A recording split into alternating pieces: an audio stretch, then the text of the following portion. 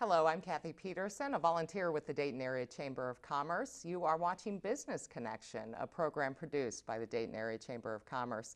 The Chamber is committed to collaborating and finding business solutions with regional business leaders on key issues.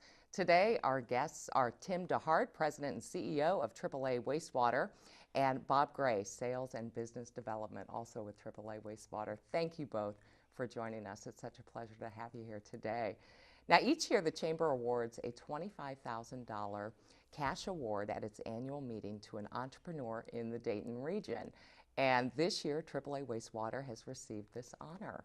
And Tim, we'll start with you. Can you give our viewers a brief history of your company?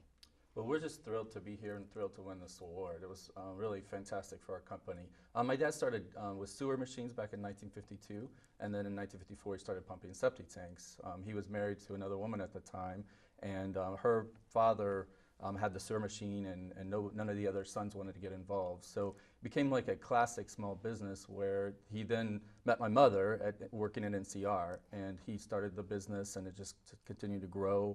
My mother was an excellent, they decided that the business was doing so well that they left NCR to branch out on and do the business full time. She was great at answering the phones and managing the books. He was a great technician, friendly, both of them honest, and the business just continued to grow. Fast forward into the 90s, they were really environmental before environmental was known. And so my father was very forward thinking and buying farms to land apply the sewage onto the farms. In the 90s, the federal EPA decided that sewage should no longer be treated that way and said to look at different alternatives. So they got into developing the treatment plant there on our farm in Franklin Township. And so that kind of started it all. In the 80s, they also got into portable toilets, or porta potties, as a lot of people call them. We want to call them portable restrooms, kind of raise the, yes. the bar a little bit. But we got into those, and then in the 90s we also got into grease traps, cleaning grease traps for local restaurants, restaurants, retirement homes, colleges. Just about any commercial kitchen has a grease trap, so there's a need for that. And then I left the business early on. I wanted to see other parts of the world, and had the great opportunity to do that. I was a Peace Corps volunteer in Paraguay in the 90s, and then I decided to become a Peace Corps trainer in Peru. Peru had just opened up, so in the early 2000s I moved to Peru and was living there for 9 years basically, and had become the director of the largest art show fundraiser with the American Embassy when my mother was diagnosed with Lou Gehrig's disease. And so I came back. I decided to come back in 2009 and took over the company in 2010. And that's when I started to realize we really were an environmental company, but we weren't capitalizing on that. And they were just doing what they knew to do, right? And with the financial crisis, my mother's illness, there was a lot of problems happening.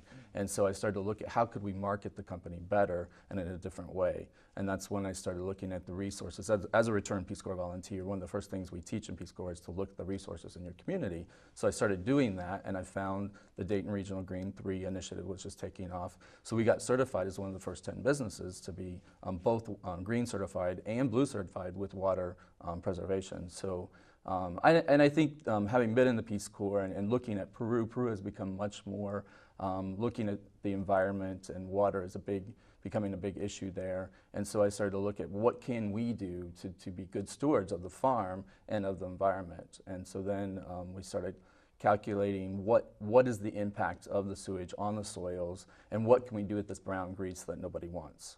So that's kind of where it all started.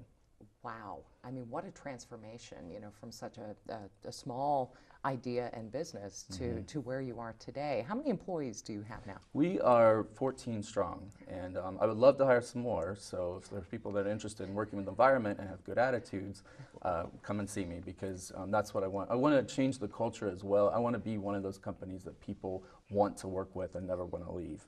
And that's what we're striving for. Yes, absolutely. And Bob, you've been there 3 years. It was right about the time when you were talking about marketing and getting the business. Bob, tell me about your role. Well, my role is to go out and try and get business for us. We work with the portable restrooms, so we're working with park districts. We work with several park districts, We work with schools. We do the Dayton Public Schools for their grease traps. So I go out and try and find all these accounts that we can work with and utilize that. And again, the great selling points that we have are that we are helping the environment and we are reusing this to just make everything better. And that's a great selling point. And I came on when Tim had this vision, and I was just pleased to be a part of that, because this is where you want to go. This is what you want to do. If you can give back, to the community and to the earth, this is what you want to do. This is the environment. Yeah. And I've known the name because I've been involved with DRG3, and I knew that you were one of the first ones, and that's what a great honor, but also what you're doing for the environment. Now, you mentioned a lot of different businesses you work with. Who are your typical customers? Well, that's been one of my biggest challenges, to be honest with you, because in business they say you want to know who your customer is to be able. We clean residential septic tanks, so those are people who have a home and have a septic tank. So there's not a lot of good data on who has septic tanks and who doesn't. So that's been one of our challenges. Then we also clean the grease traps. So high schools, any kind of school, restaurants, of course, anything has a commercial kitchen, hospitals, retirement homes. Those are all our customers. We also do food processing plants where they process food, and even manufacturing where they have ink wastewater as well is one of the issues that we've encountered. Car wash pits as well, car repair shops that have grit stations and things that are cleaning up the cars as well. We can pump those. So then we get into portable toilets, and I've discovered that we have basically 4 different types of markets within that. So we focus on construction companies as well. That's our bread and butter when they put on a route, if you will. And you can see one of our units on I-75 right now for a construction site. Festivals, small festivals and large festivals. Weekend private parties and parks is what we look at. And we try to bring the best, cleanest, nicest smelling units around. Sure. That's what we pride ourselves in. Yeah. A lot of people don't want to use a portable toilet because of the smells. Yeah. So we're looking at how can we combat that so that people don't have that same opinion of our units. So it's the new and improved. Right, yes. Exactly. Yes. So, and it can be challenging. Yeah. Oh, absolutely. But yeah. What about competitors in the region? How many companies are doing what you do? Well, for each one of those divisions, there's different competitors. And there's not one necessarily that does all that we do, nor do we do all that they do. So it makes it kind of interesting. I would say in the septic tanks, there's maybe a dozen in the region. We're centrally based in northern Warren County, so we have both competition in the Dayton market and the Cincinnati market. So we're kind of in a weird no man's zone, if you will, of media that makes it very challenging for us. So with the portable toilets, there's less than that, maybe 6 or so competitors in the region. And then with the commercial grease traps, many more. There's people that come from Indiana as well, because a lot of people will do the fryer grease as well. So, and the fryer grease is what is the commodity, is the oil that they turn into biodiesel fuel. So that a lot of people want that fryer oil. Oh, definitely. Yeah. I mean, it seems like there's so many things that you're doing. That's exciting. There is, and there is. Yeah. and what makes us exciting. Yeah, and what makes us unique though with the grease traps is the fact that we do have that treatment facility there on our site that other people don't have. So that gives us a little edge, I think, in that area. No, absolutely, because a lot of the municipal wastewater treatment plants don't want service providers like ourselves offloading with them. And if they do, the tipping fees or the amount that costs to offload is quite expensive. So with septic tanks, it's okay. There's a couple in the region that you can still offload. But with the brown grease, you have to go to Richmond, Indiana, or to Cincinnati at the MSDS in order to offload the brown grease. So we're really at an advantage to be able to process this on our own site. Absolutely. One of the statistics I was reading is 40% of all wastewater in Southwest Ohio is burned or put into wastewater. Or put into landfills. Okay. Yeah, into yeah. land. What does that mean for our environment? It means that the EPA says that about the average person, average U.S. citizen, produces 4 pounds of waste every day on an average. So all of that waste is going into landfills. We cannot contain all of that waste in an environmentally and safe manner and not through landfills. So then you have all that waste, then you have all this organic material that's coming from wastewater treatment plants going into these same wastewater landfills, and so it's just filling up the landfills at a faster rate than they can manage. So why have that organic waste be burned for example, when that energy can be used for something else, there's a lot of programs now that are taking that methane gas and using it as a fuel source, which I would love for us to do. And there's no need in putting the rest of it into a landfill and taking up that space when it can be applied to the soils. Oh, absolutely. So, and that's happening unfortunately at a lot of wastewater treatment plants as we speak in the region, well, 40%. Sure. So. And you touched on this a little bit, renewable energy. You know, talk about that a little bit. Well, there's opportunities, and we'll see that that's becoming more popular, where there's certain gases that are coming off with a mixture of the wastewater, the different types of wastewater. So we'll see that. I know in Columbus now there's a company that's producing fuel from that mixture, and I think we'll see that moving forward. There is a movement with the more professional wastewater treatment plants that are thinking outside the box now and looking at, instead of just you know, how do I say this? There's a movement in our industry and service providers that they don't have the luxury that we have of having the farm. And so they're looking at how do they just separate the sewage from the water, put the water back in the sewer, and then put the other particles in the landfill. And that's where I think that we've got to come up with some different ways, because it's not necessary. There are ways that the brown grease, for example, could be used for a filler for biodiesel fuel if it's processed correctly. There's other opportunities to use it in place of coal or other energy sources. So there's a lot of interesting, neat things going on that we want to take advantage of. Oh, absolutely. And I'm sure, Bob, you're learning so many new things too. Oh, yes. It's constantly, we're always researching on what we can do to improve and how we can use these things. And it's just, it's just neat to really see what, you know, everybody's trying to do to just make everything better. Yeah. Oh, absolutely. Now, how much waste does AAA Wastewater process? We, last year we produced 2.7 million gallons of sewage and 350,000 gallons of brown grease. Oh my goodness. So it's, we're small in many ways. But it sounds like a lot. But it sounds like a lot. Yes, it does, it does. And Cathy, one of the things that I've learned, I was a Peace Corps trainer, and I'm a very visual, so I created a sustainability cycle that I brought in to show you earlier. And so what I wanted with that sustainability cycle is to provide a visual for my employees to get what we're doing.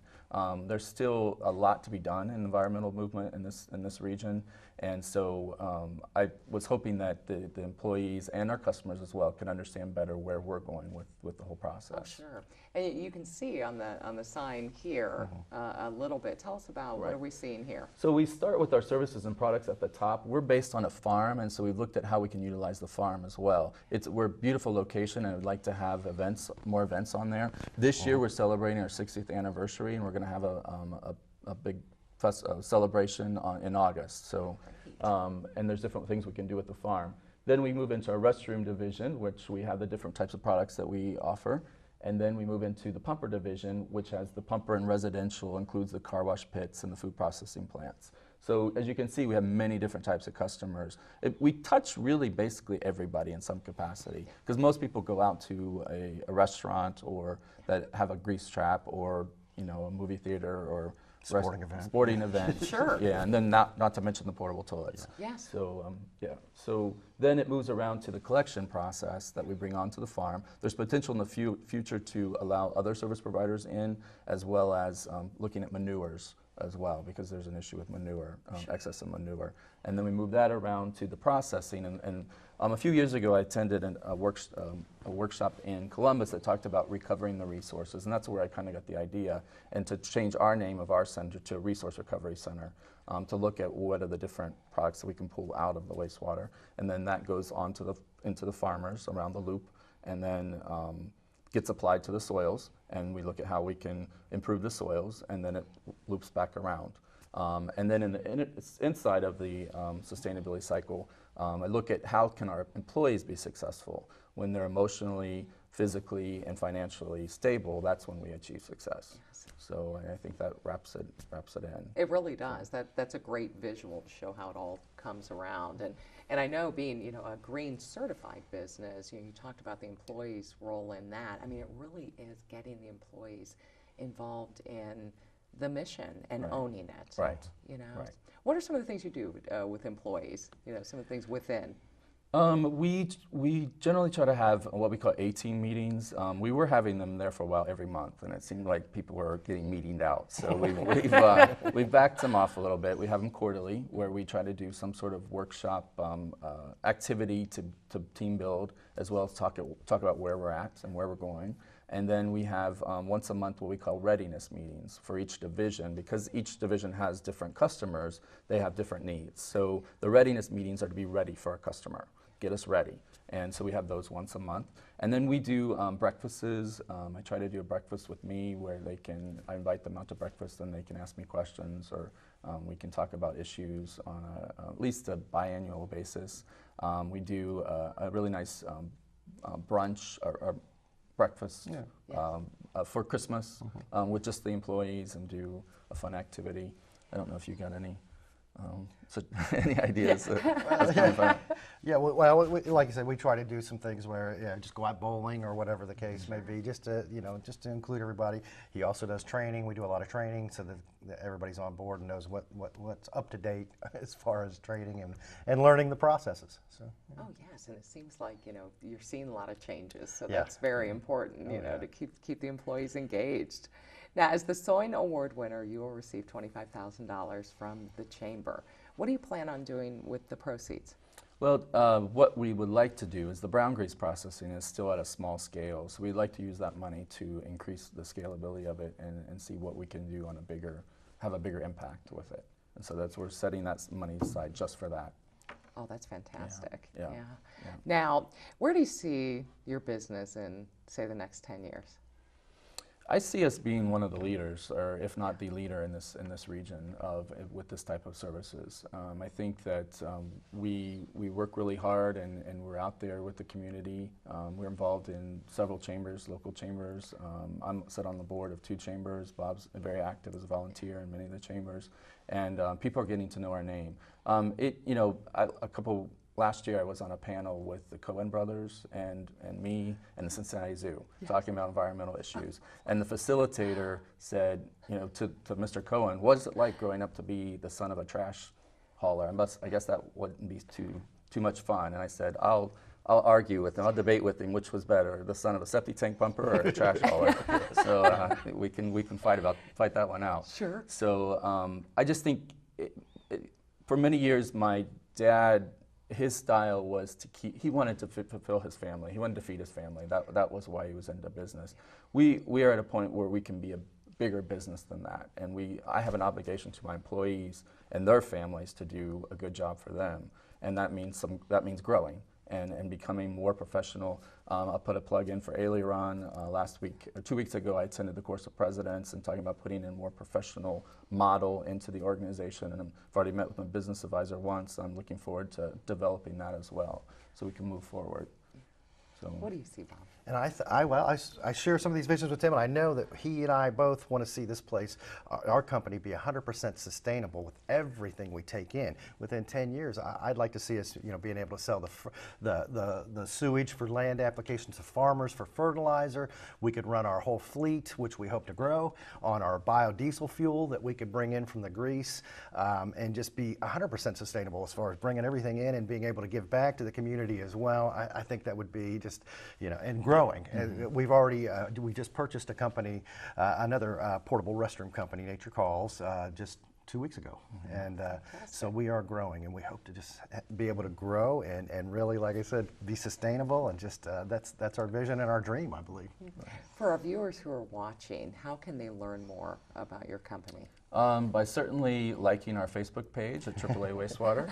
Right. And also we try to make a lot of humor, so you'll see some fun things on our Facebook page that may not see on our website, which is AAAwastewater.com. Okay. And both of those are great resources for learning more about our company. Absolutely, and we're seeing so much, social media incorporated into business. Why was that so important, for you to have that presence? Well, when I started thinking about what we could do, the last thing I was thinking was a septic tank company being liked on Facebook. Who knew?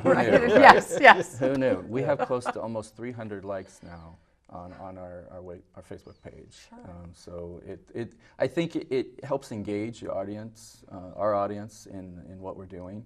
a little easier and faster than per se a website does. So, but I think they're both important right now. I think having attended some social media classes, we may see websites going away at some point, especially as we move more to smartphones and getting all our information from smartphones. So. Do you get a lot of interaction from the people who've liked your page? You know, what kind of questions do they ask? Things like that. We don't get a lot of questions per se. We get more feedback, positive feedback. Good. Usually, and we post. They tend to like some of our posts. Some of the and every now and then we'll get a picture posted, or I'll get something that's sent to me from.